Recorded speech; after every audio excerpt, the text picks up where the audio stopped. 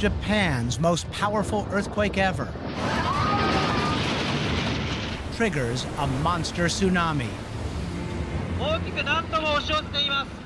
Fear washes over the nation. But that's just the beginning. 10 nuclear reactors at 2 power plants are crippled, threatening the unimaginable.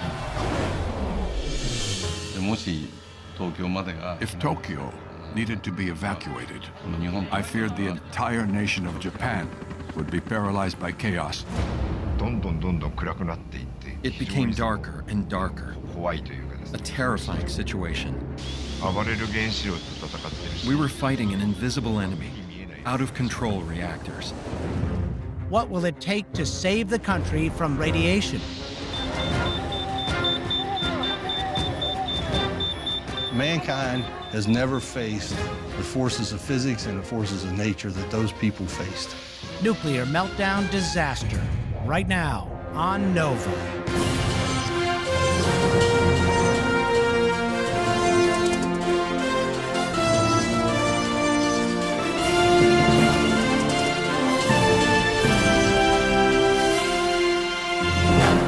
Major funding for NOVA is provided by the following. The David H. Koch Fund for Science, supporting NOVA and promoting public understanding of science. And the Corporation for Public Broadcasting, and by PBS viewers like you. Thank you. And Millicent Bell, through the Millicent and Eugene Bell Foundation. Additional funding from the Montgomery Family Foundation.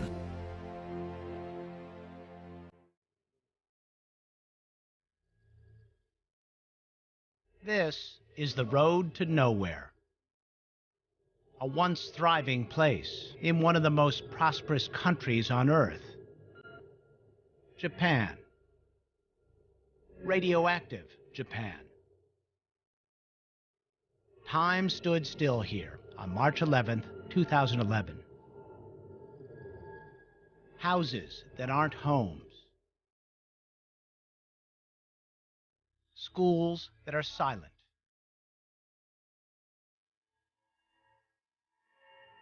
Stores shuttered.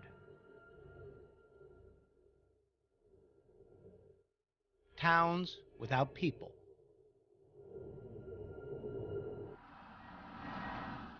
Past the checkpoints, the scans,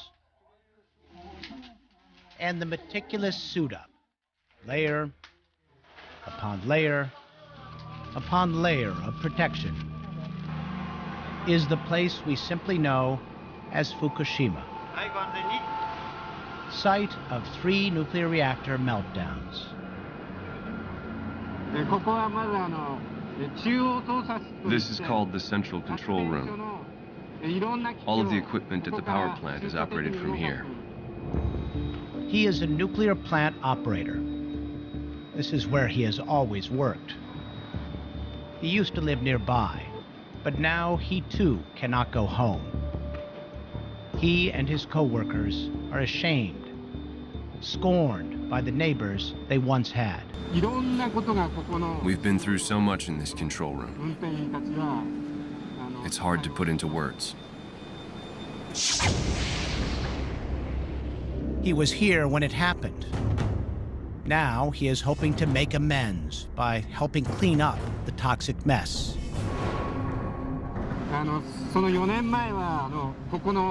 4 years ago, this room was completely dark.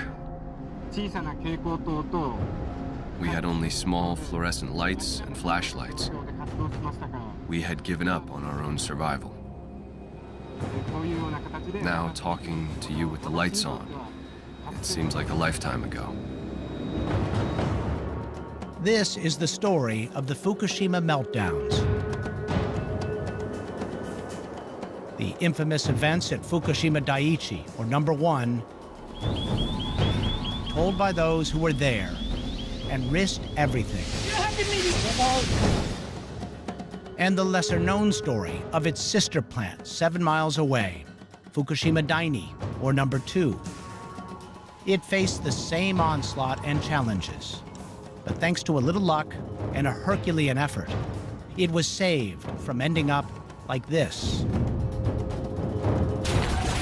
March 11th, a bad day for Japan and the world, could have been so much worse.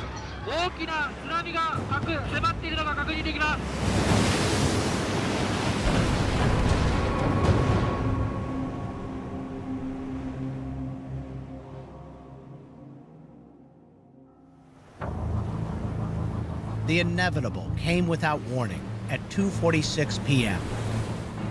Two giant pieces of the Earth's crust, tectonic plates, move suddenly and violently.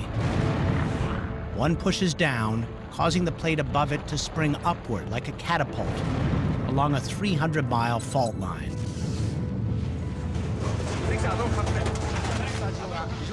In a nation all too familiar with earthquakes, it is the largest ever recorded. Magnitude 9. Propagating outward at 9,000 miles an hour, record-breaking seismic waves careen toward land and the 10 nuclear reactors at the 2 Fukushima plants.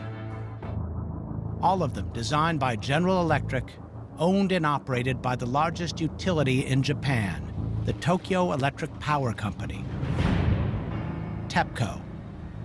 They are there to feed the insatiable energy needs of Tokyo. Suddenly, I heard the earth rumble like a fierce growl. It was an extremely intense earthquake, but it wasn't only strong, it was also terribly long. An American nuclear reactor service technician, Carl Pilateri, is there doing some upgrades. It was just one big hammer. The entire building was moving. Everything was coming down. The lights were crashing everywhere. And it just got worse from there, actually. In 1 nanosecond, just the entire floor went black.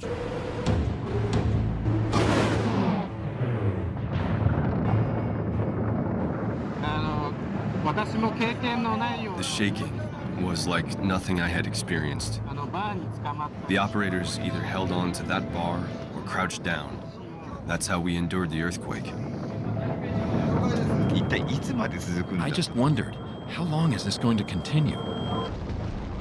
It lasts 6 minutes.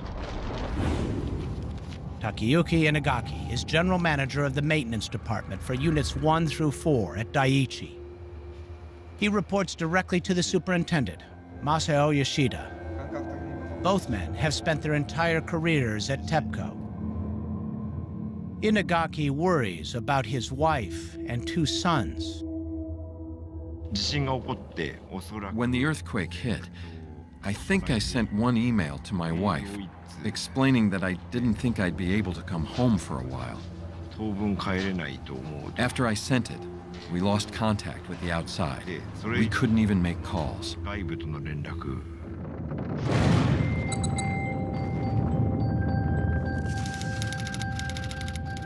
Seismometers at nuclear plants are designed to trigger an automatic emergency response after an earthquake. Power plant operators routinely drill for this, but it is still a risky, tense event. Called a scram, it is designed to put the brakes on the nuclear chain reaction of sustained fission. A nuclear reactor is fueled by uranium, an element that naturally splits apart, releasing neutrons. But uranium fission can induce more fission. When a loose neutron fires into a nearby uranium nucleus, it becomes unstable and quickly splits. Each time an atom splits, it generates heat. To make fission robust enough to generate power, uranium is enriched, shaped into pellets, and then stacked in long tubes called fuel rods. This ensures lots of uranium atoms are close enough to each other to allow a healthy chain reaction. To manage the rate of the reaction, control rods that absorb neutrons are moved in and out of spaces among the fuel. During a scram, the control rods are pushed all the way in, terminating the chain reaction. By 3:02, operators at Daiichi confirm the 3 reactors that were online have successfully scrammed. And at Fukushima Daini, all 4 reactors running full throttle also automatically shut down safely. Even though the nuclear chain reaction has now abruptly stopped, the uranium fuel rods remain very hot. It's called decay heat. The nuclear chain reaction was stopped within seconds, but the decay heat continued to be a problem.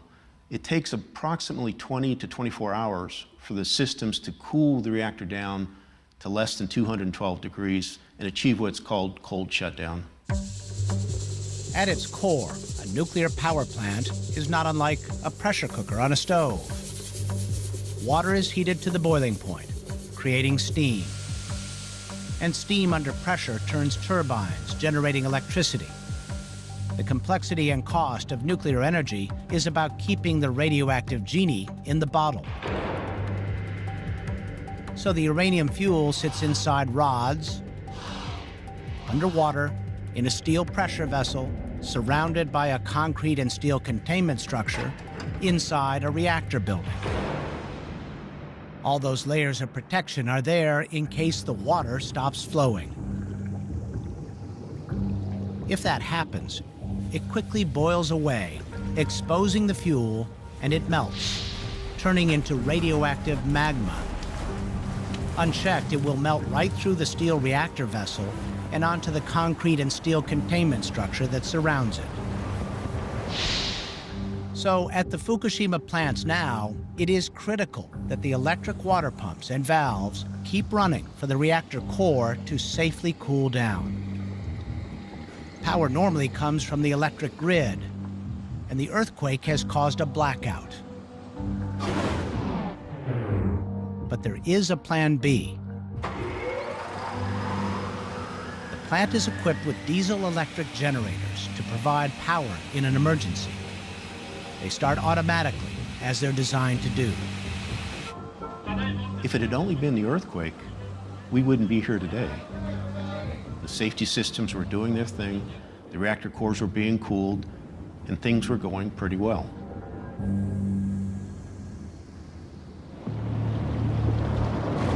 When the seafloor suddenly moves upward during the earthquake, it causes the water near the epicenter to rise with it.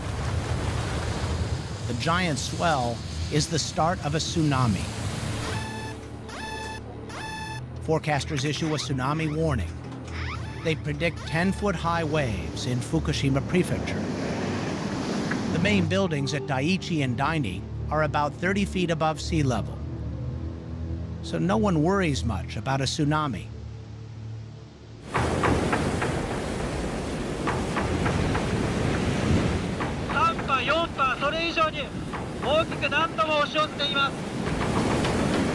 And then at 3:27 p.m.,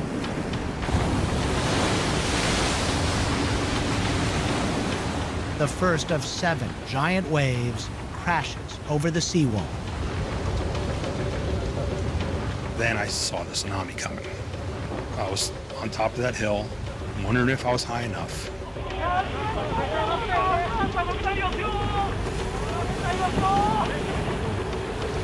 This thing was,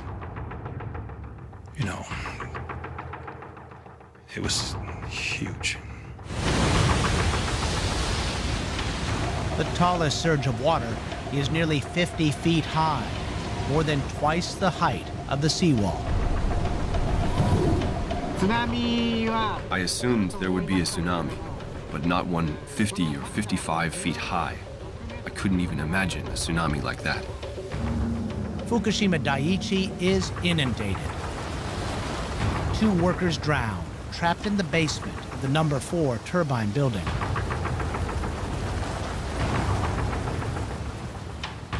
Six generators, along with the wiring, switches, and breakers connecting them to the plant, are located in the basements of the turbine buildings for units 1 through 4. the floodwaters destroy them all. 2 additional generators behind Unit 4 are high and dry, but their switching gear is in the basement, ruined by the seawater. The generators would be useless. Meanwhile, 7 miles to the south, at the other Fukushima plant, Daini, or number 2, the crisis is equally dire. The big waves roll in, swamping key motors, wiring, pumps, and generators. Immediately after the tsunami hit, this room lost power. That's when I realized something very serious had happened. Naohiro Masuda is the plant superintendent on that fateful day. He began his career here at Daini, reporting for duty in 1982 while it was still being built. He knows it as well as anyone. This building is 40 feet above sea level. And since there was a power outage here, I imagine most of the buildings near the sea were damaged by the tsunami. From that point on, we knew we were in trouble. Operators in the control rooms give Masuda very bad news. Units 1, 2, and 4 no longer have any operative cooling systems. In nuclear power, we say stop, cool, and contain. These are the 3 most important functions. When I realized that we had lost cooling, I knew the situation was extremely serious. But what needs to be fixed? And how? He orders a team of about 40 workers to go out and inspect the damage. There were several hundred aftershocks that day. I really hesitated to give the order to send people out on site. They arrive in the rooms housing electric motors that run the pumps that draw seawater to cool the reactors. Cars had been washed right up to the door, and there were huge piles of debris. They said, "How could you have sent us to such a place?" Today, they have preserved some of the evidence of the flood that wiped out the motors and their wiring. Electrical supply systems are located in this room. The tsunami came up to here.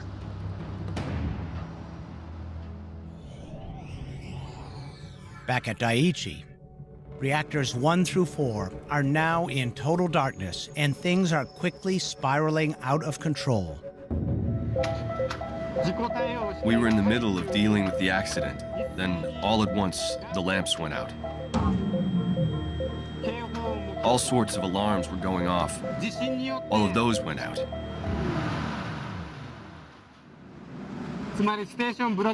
Basically, a station blackout. Station blackout, the 2 most dreaded words in the world of nuclear power generation. At Fukushima Daiichi, reactors 1 and 2 not only lose the alternating current that powers the pumps and valves, but also the direct current, there to keep the instruments working.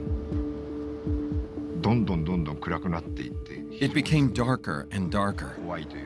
A terrifying situation. And the operators weren't sure what was happening.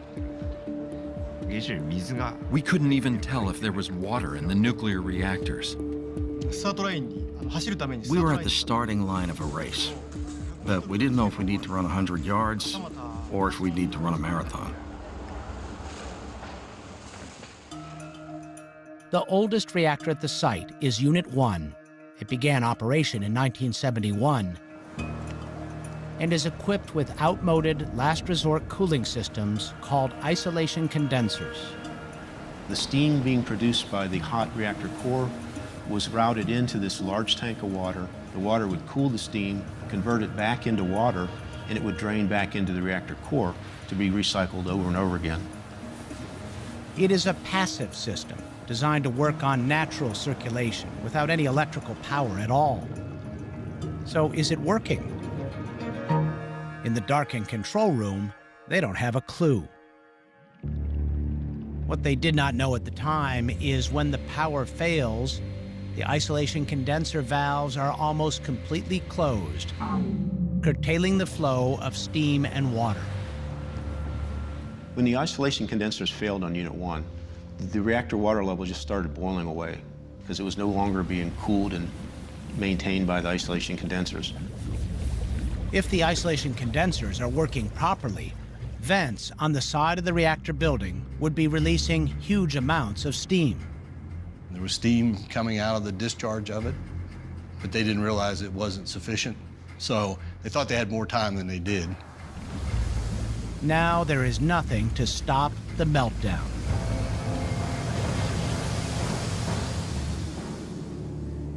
At 3:42 p.m., 15 minutes after the tsunami waves rolled in, TEPCO notifies the national and local governments that there is a special event at the plant. Actually, it is an emergency that has never been envisioned. It was a situation that hadn't been anticipated. We couldn't use the procedure manuals.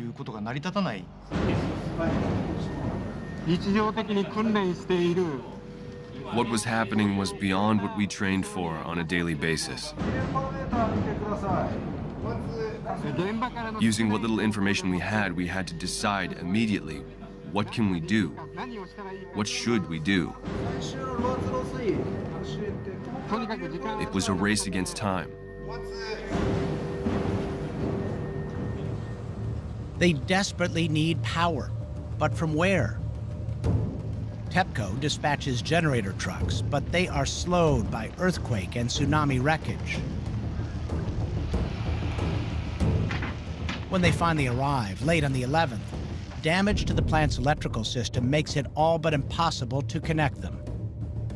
So they must improvise, hoping to jury-rig their dead instruments back to life by raiding the parking lots, grabbing as many batteries as they can from buses and cars. It took several hours to figure out how to connect the batteries. They had the schematic wiring diagram, and they were furiously examining it for several hours. We ended up wasting a lot of time. Meanwhile, the water is boiling away fast in Unit 1. But how fast?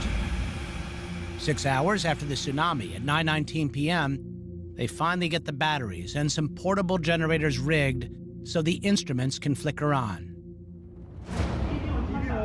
The gauges show the water level in Reactor 1, normally 20 feet above the top of the uranium fuel, is now only 8 inches above it. They pencil in a running record of the water levels right beside the gauge. But the pressure in the vessel is so high it causes inaccurate instrument readings. They learn later the uranium fuel had actually been exposed for 3 hours. It's becoming more like a lava flow from a volcano. So it overheated, melted, released the radioactive contents, and started falling into the bottom of the reactor vessel. In Tokyo, Japan's Prime Minister, Naoto Kan, worries that he might have to order a mass evacuation from Fukushima all the way to Tokyo. 50 million people. If Tokyo needed to be evacuated, I feared the entire nation of Japan would be paralyzed by chaos for quite a long time. At 9:23 p.m., he orders everyone living within 2 miles of Daiichi to evacuate immediately so TEPCO can prepare to vent some steam. Radioactive steam. At this stage, radioactive iodine-131 is the isotope of greatest concern. It is linked to thyroid cancer. Children are most vulnerable. We knew we had to vent, but the question was how. There was no electricity, and the valve was pneumatic. We needed an air compressor to open it, but we didn't even have that. Kan becomes increasingly frustrated and impatient. Even though we approved it, many hours went by and they still had not vented. We asked them why. A specialist from TEPCO told me, I don't know the reason.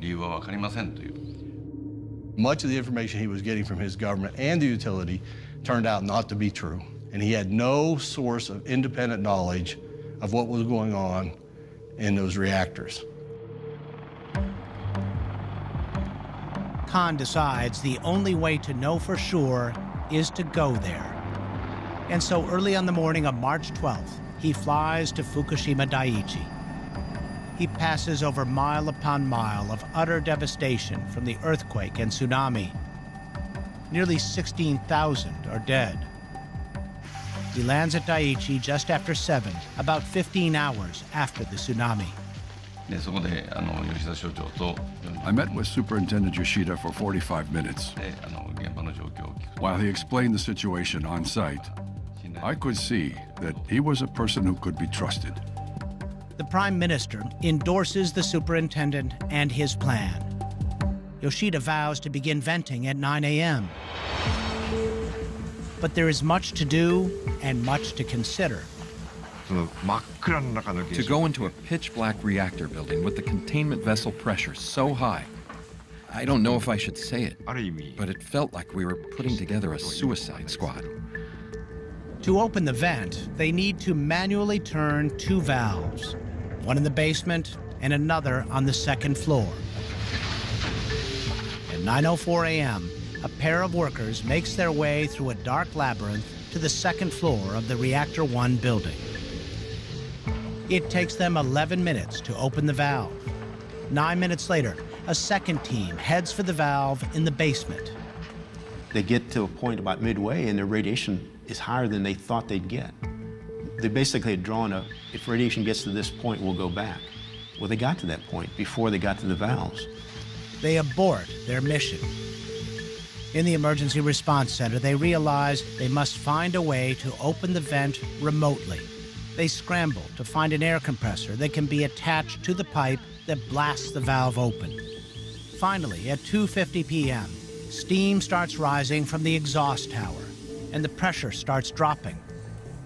Could the worst be over? Actually, it is just about to begin. At Daini, where the power is still out and the reactors are getting hotter, there is a stroke of luck. There is power inside the radiation waste building behind Reactor 1. But they need it down by the water. Naohiro Masuda decides to lay cables, hoping to restore cooling to the reactors. Each of the 4 reactors needs 3 operative pump motors. They need to lay 5.5 miles of cable to connect them all.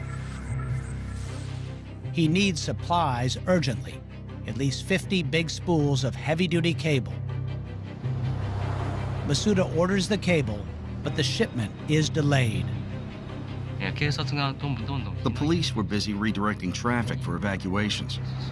And when the truck hit those detours, it wound up going in the completely wrong direction. While they wait at Daini, the crisis is getting much worse at Daiichi. Uranium fuel rods are encased in zirconium. If it gets too warm, there's a chemical reaction between the zirconium and the water or steam to produce large amounts of hydrogen. The containment structure on a boiling water reactor is sealed with a dome-shaped top that is removed for refueling. The pressure in Reactor 1 is now so high that it slightly lifts the top. The hydrogen escapes through the gap and into the reactor building, where it mixes with air. It would be just a matter of time before the highly flammable gas would explode.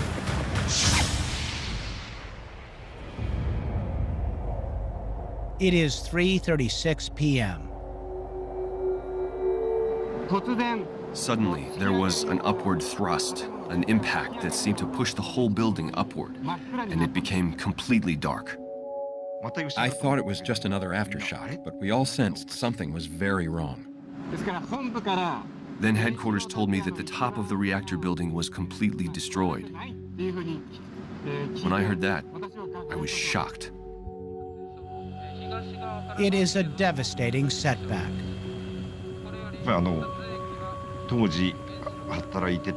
I think that most of us who were working at the time didn't feel like we were going to make it out alive.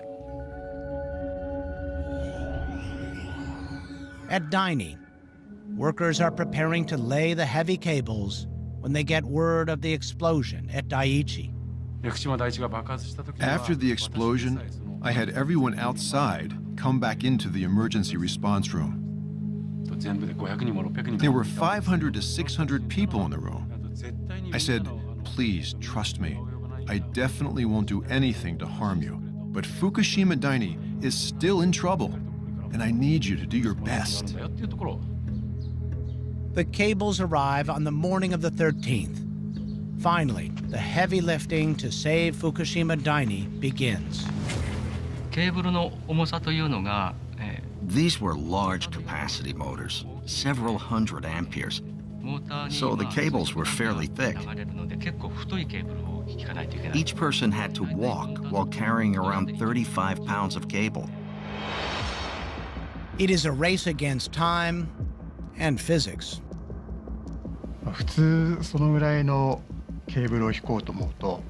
Normally, if you wanted to lay that much cable, it would take you about a month. I didn't actually think it was possible in the amount of time that we had.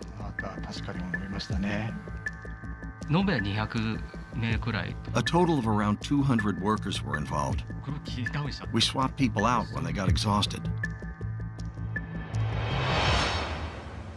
In the midst of this, Masuda is running out of fresh water to cool his crippled reactors. He asked TEPCO headquarters for a shipment. I asked Tokyo for 4,000 tons of water. But instead, they delivered 4,000 liters of bottled drinking water. That made me realize that we were on our own. We couldn't count on Tokyo.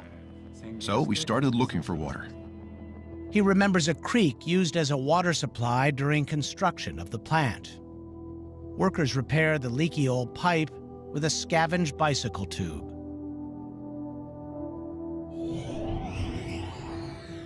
At Daiichi, events are still overtaking them.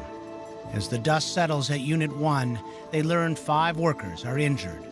With freshwater reservoirs exhausted, they scramble to inject seawater into the reactors. By 7:04 p.m., success. But using corrosive seawater means the reactors will surely be destroyed. TEPCO headquarters tells Superintendent Yoshida to stop while they seek government approval.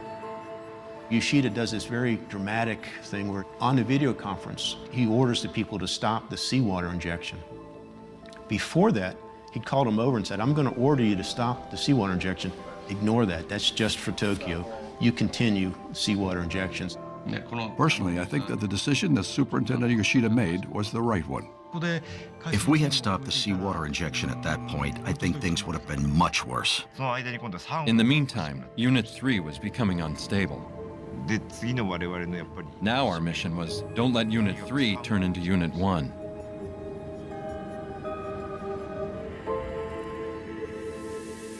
With no battery power, they are unable to open the valves to begin venting Unit 3, and there are no handles on these valves. So they grab car batteries, hoping to open them from the control room. By 9 a.m. Sunday, March 13th, the Unit 3 reactor core is exposed and melting. The pressure keeps rising. Fearing another hydrogen explosion, Yoshida orders workers to retreat to the Emergency Response Center early on the morning of March 14th. But the pressure plateaus, and he lifts the order an hour later. We alternated between deploying and pulling back workers because we were afraid of another hydrogen explosion. Unfortunately, we had close to 50 people positioned around Unit 3 when the explosion happened.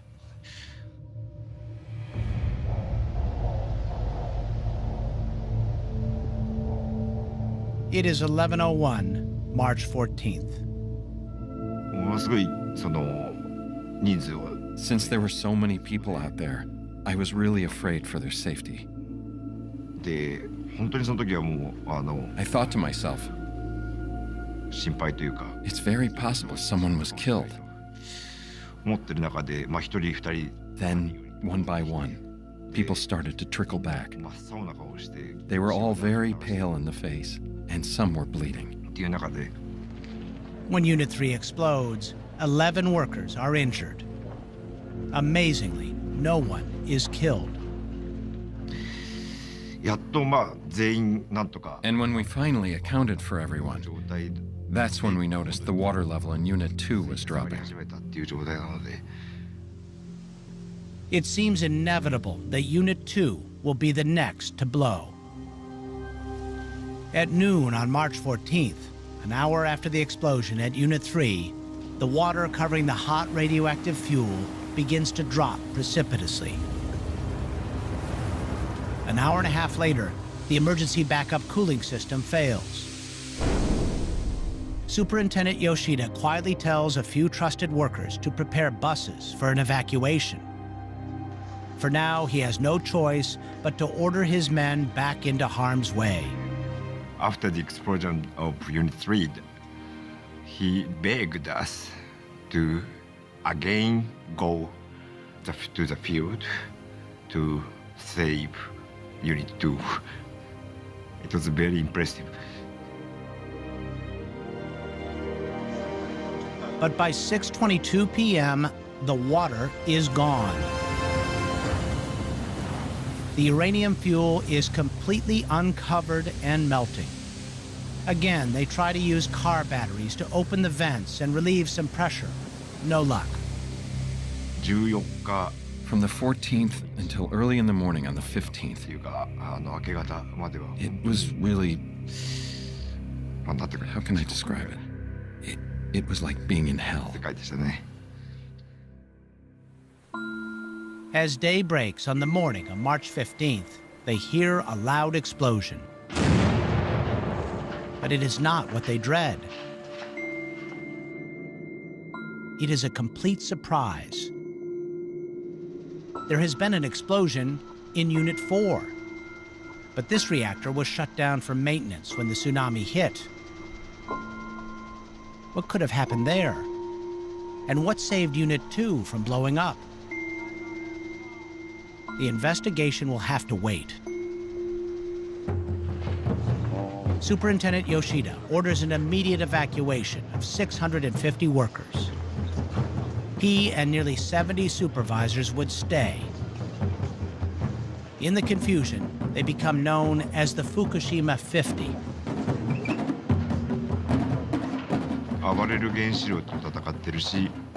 We were fighting an invisible enemy, out-of-control reactors. It was like fighting a war.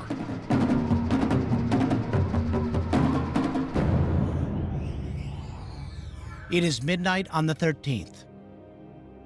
In the dining control room, operators are girding for what seems inevitable, venting radioactive steam into the environment. Then the cables and the motors finally start falling into place, and the mood shifts dramatically. When we got word that they were finished running the cable, there was applause. Then they tested the motors and reported, the motors are working. And there was more applause. When the pumps were finally working for Units 1, 2, and 4, there were 3 bursts of applause, one for each. It was such a rush. I can't believe they did it. What a team they are. They pulled off something incredible. I thought, they did it. The pressure in Unit 1 had risen to just under the containment vessel's pressure limit. We had about 2 hours to spare. I'd say we made it by the skin of our teeth.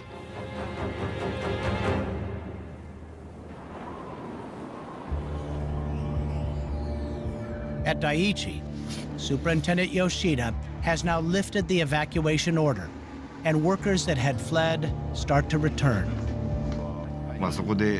Things had bottomed out, and for the first time, we were able to catch our breath. Then we started to worry about cooling the fuel pools. The pools are high up in the reactor buildings, there to store both spent and new uranium fuel. There are more than 3,100 fuel bundles, millions of uranium pellets, in the pools for units 1 through 4. They are not inside the containment vessels, and there are no emergency pumps to keep them full.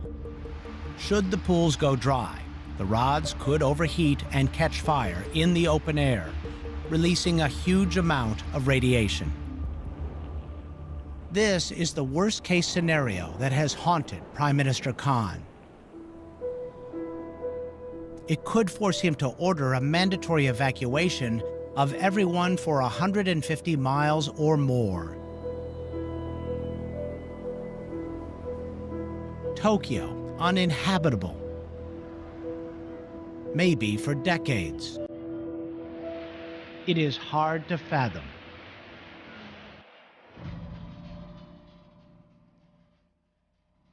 Nuclear plant operator Chuck Casto, then an NRC executive, arrives at Fukushima Daiichi in the midst of this turmoil and uncertainty. The biggest challenge right away, as soon as I stepped foot on the ground, was should people take lethal doses to stop this accident? The situation was desperate. Concerns we had never faced before. We can see the steam coming up from Unit 3. That's the worst explosion I've ever had. And we were trying to work our way through them the best we could. It is time for desperate measures. On the morning of March 17th, Self-Defense Forces helicopters fly 4 daring missions, hoping to dump seawater onto the Unit 3 spent fuel pool, which appears to be boiling away. Radiation forces them to fly high above the plant, too high. In reality, barely any of the water got into the pool, and tensions were still running high.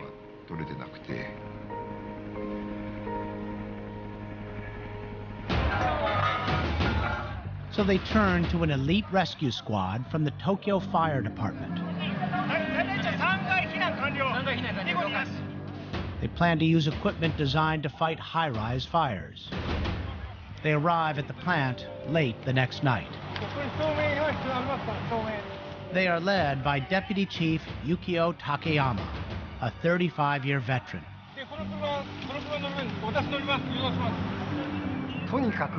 The plan was to get water into Unit 3 by any means necessary. It needed to be dead on, not like when you put out a fire and spray the water anywhere you want.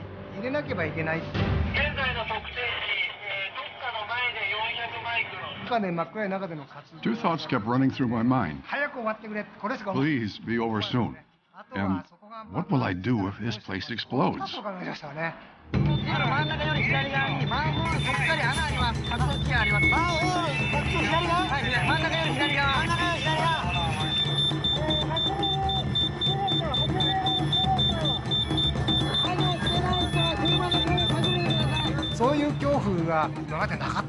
I had never felt that kind of fear before. I thought, this is what it feels like to really be in trouble. They get the job done in 20 minutes. Day breaks. The water is now flowing. The fuel in storage is never exposed to the air, and the feared radiation is not released. Tokyo is saved. Little by little, in a small way, we started to have some hope.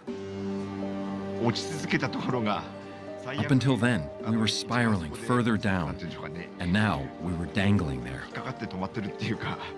We weren't falling anymore. For the first time in days, Takeyuki Inagaki finds the time and a working phone to call home. My wife asked me, "Are you okay?" I could tell she was very emotional from her voice. I said, I'm alive for now, and I have all my limbs. Please take care.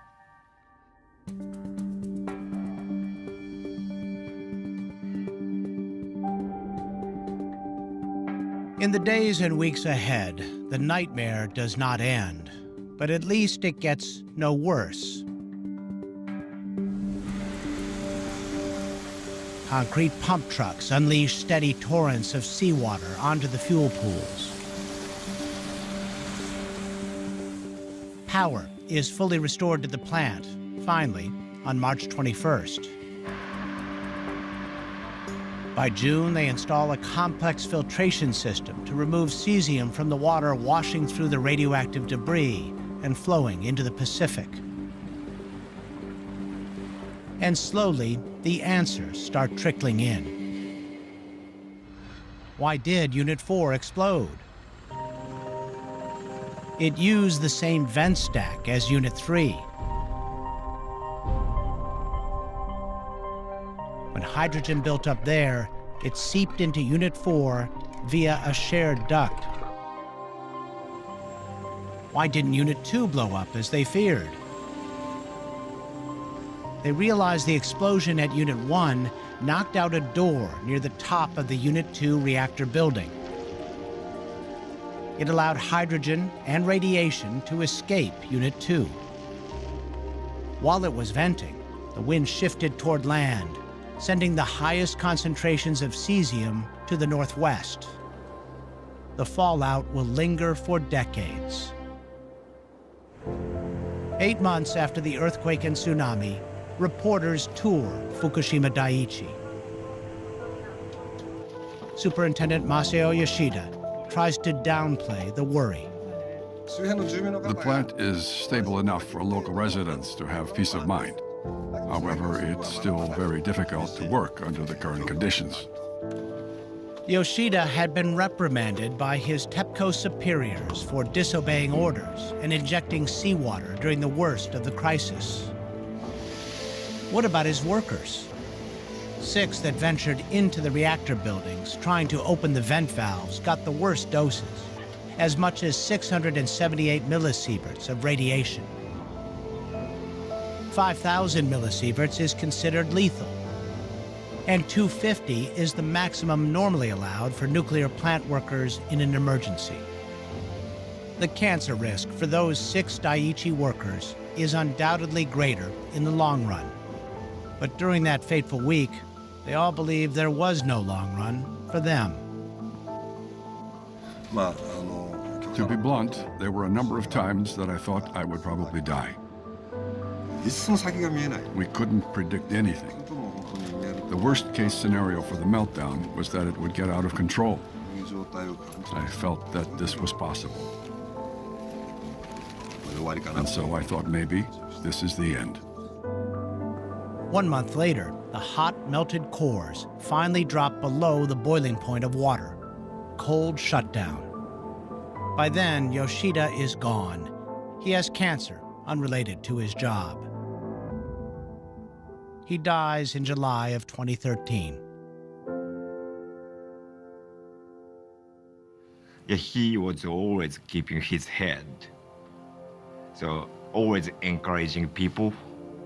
He was a good leader. You might even say he was superhuman. Not just because of the quality of his decisions, but how quickly he made them. Without him, I could not have, I could not be here. Fukushima, 4 years later.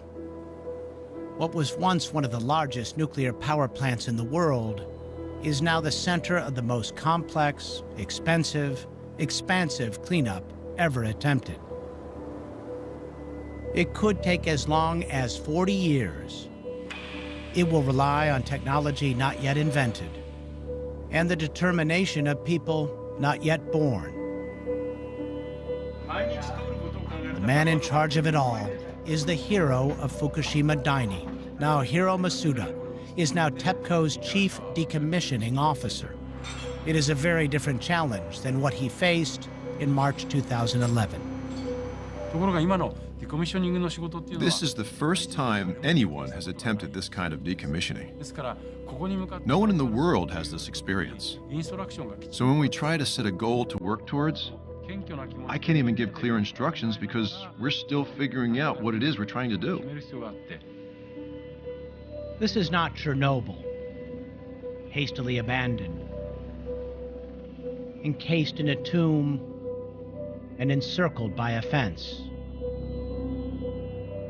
This is Japan, where land is precious, and they have a history of rising from ruin.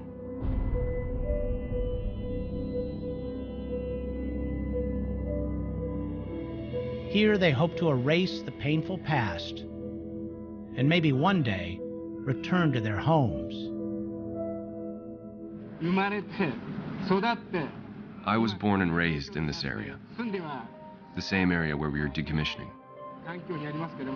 It's not possible to live here now, but we all have a strong desire to make it habitable again. I think that's what keeps us working. It is a disaster with deep roots at high levels. Bad design decisions, technological hubris, a broken safety culture. But in Japan, the sins of the company are the sins of its workers, so they are considered culprits as well as victims. We did what we had to do. I strongly regret the inexcusable situation that unfolded. Mankind has never faced the forces of physics and the forces of nature that those people faced. The system may have failed, but those operators did the best they could with what they had. In my mind, they were absolute heroes. There's nothing to be proud of. Most of the plant workers were born and raised here. They wanted to protect their hometown, protect their families. The reality is, tens of thousands of people are still under evacuation. And we're the ones that caused that. By no means are we heroes.